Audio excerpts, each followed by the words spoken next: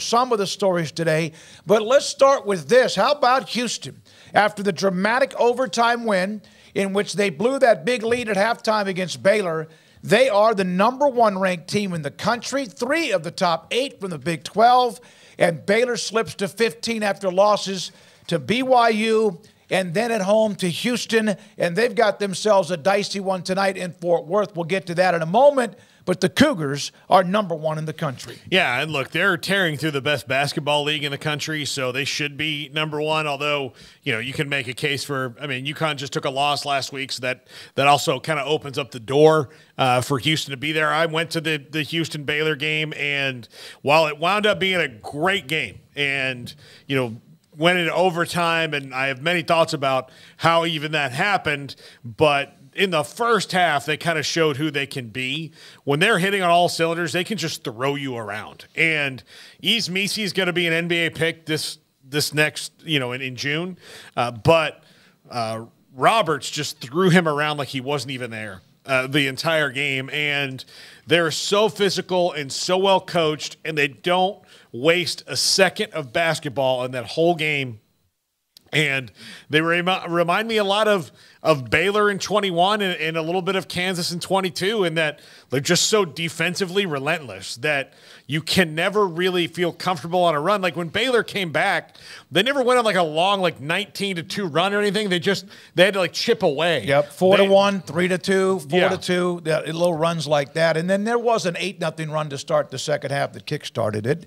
And Craig, Houston won. Of course, KU and also Iowa State, Baylor ranked. Not as many in the top 25 because everybody, some fell out because everyone's beating each other up in the end.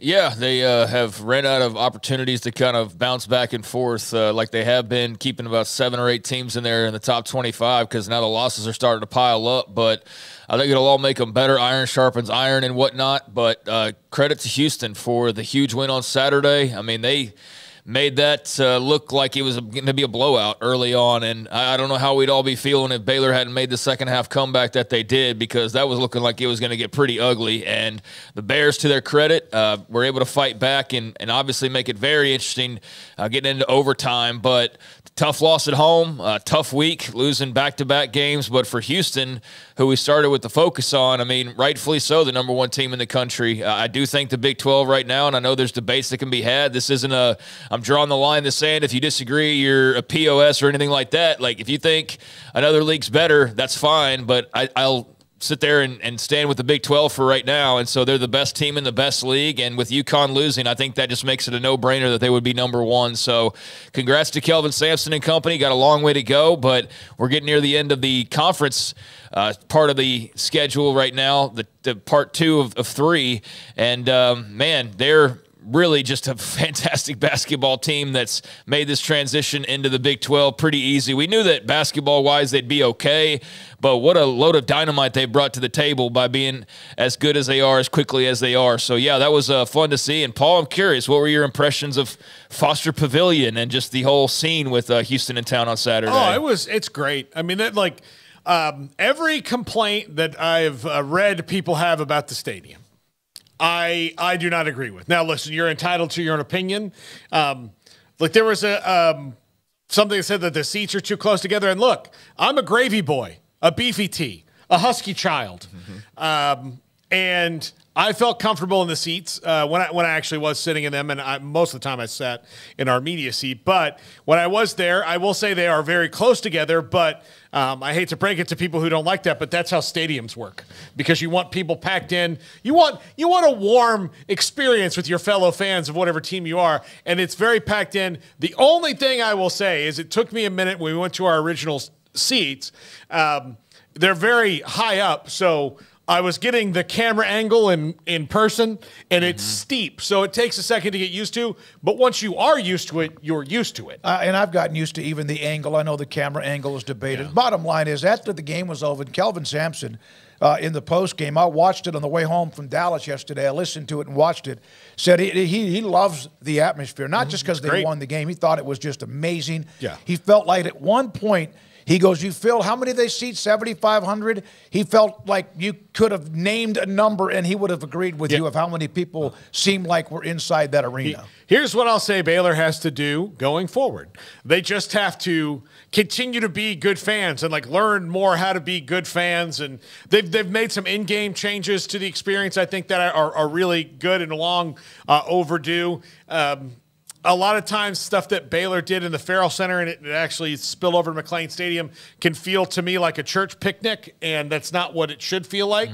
And this did not feel like it. This is one of the first Baylor events I've been to in a long time that did not feel like somebody was about to go, hey, by the way, our kids are going over to the Dominican Republic to build a house. And, like, that's a great thing, but, like, that's not what I want when I'm at a stadium. It's a great in-game atmosphere as they build that, and the fans know what it's really like to participate in a basketball game in an arena that can give you a home court advantage as opposed to... They've lost twice in 4 overtimes, basically. Is what but they have that advantage. The Farrell Center is a multi-use facility that they use for basketball, and Baylor's not the only school in the country that has to do that. I think that if more people saw and are able to do what Baylor has done and create a basketball facility for a basketball school, which Baylor very much is, then it would be great. And it's great for the sport. It's great for the conference. It's great for anybody who comes in there. It's an awesome game experience. All right, so there we are. Congratulations, Houston, #1. UConn losing had something to do with that to Creighton, but they are #1 in the country. Now, tonight, a couple of different games, including Baylor trying to, in basically 48 hours, less than that, much less than that, actually, because they played Saturday morning, early afternoon, is they will play at TCU, who beat them in triple overtime in Waco, and then West Virginia at K-State. That game is at 6 o'clock. By the way, Kansas State beating BYU over the weekend allowed that loss by Baylor to K-State to remain a quad 1 loss, which is a good thing. I mean, if you're going to lose a game, you don't want it to be quad 2 or quad 3 because of how they put all those particular groupings together. Also, the standings now through the weekend, and you have Houston with that 1-game lead against Iowa State. Remember, they split during the regular season. And then Kansas, Baylor, TCU, and Tech in a clump. KU in third with 2 games back. And then on top of that, Oklahoma, BYU, 7-7. Texas, K-State, and on down the rest of the Big 12 standings. There are 4 games left. Most everybody, I think, has now played 14. Yes, they have. There are 4 games left in the regular season.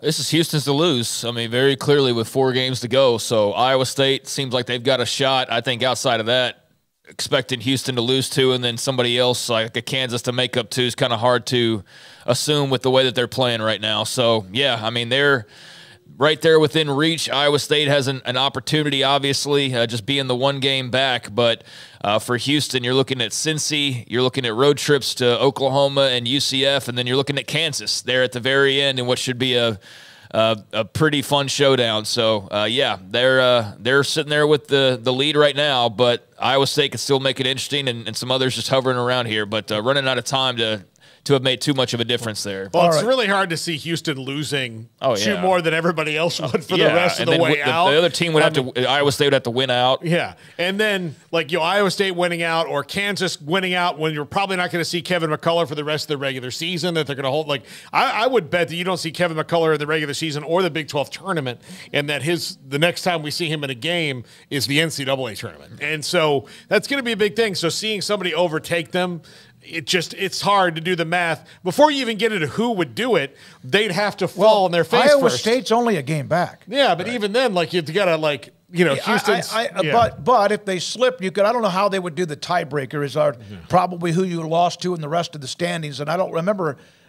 Houston lost a couple of games early, but it's Iowa State right there with them. That's why they're also, along with KU, ranked inside the top 10. Again, Baylor on the road tonight in Fort Worth to play TCU. They better win that game. I agree. There's not a game left, and of course, this could be even if it was you're playing a Cincinnati or an Oklahoma State. You could at least feel good about that. With all due respect, they play their last 4 games are against tonight TCU on the road, who had beaten them. You also had the road game at the end of the year against Tech in Lubbock, And then also in between that, you have Kansas and also Texas at home.